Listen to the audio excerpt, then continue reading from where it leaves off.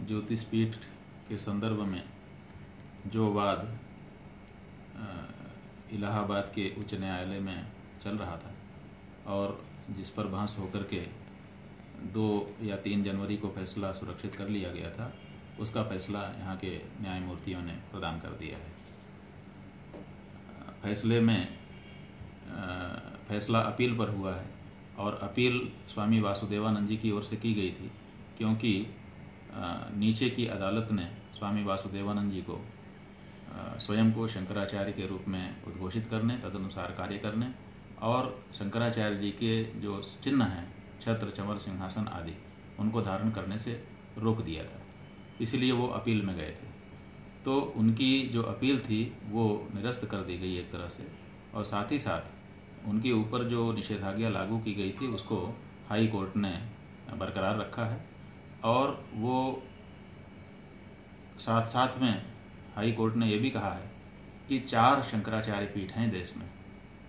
जिनको आदि शंकराचार्य जी ने स्थापित किया था, और उन्हीं पर विराजने वाले जो आचार्य हैं उन्हीं को जगत गुरु शंकराचार्य नाम से जाना जा सकता है।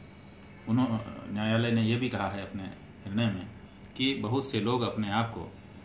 शंकराचार्य के रूप में ख्यापित करके समाज में घूम रहे हैं, वो फ्रॉड हैं, वो चीट कर रहे हैं लोगों को। सरकार को निर्देशित किया है कि तत्काल इस पर संज्ञान लें और कार्यवाही करें।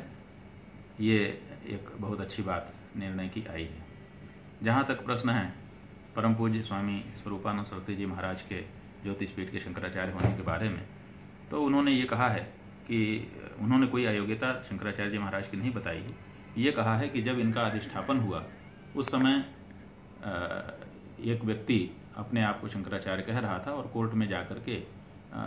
उसने अपने आप को कहा था कि हम शंकराचार्य ज्योतिषपीठ के हैं। इसलिए जब इनका अधिष्ठापन हुआ तो उसमें कुछ प्रोसीजरल कमियां रह गई हैं, जिसके कारण हम ये मानते हैं कि योग्य होते हुए भी इस समय ज्योतिषपीठ पर नए शंकराचार्य जी की आवश्यकता है। और ये उन्होंने कहा है कि बाकी 3 पीठ के शंकराचार्य, विद्वत परिषद और भारत धर्म महामंडल नाम की संस्था, जिसने 1941 में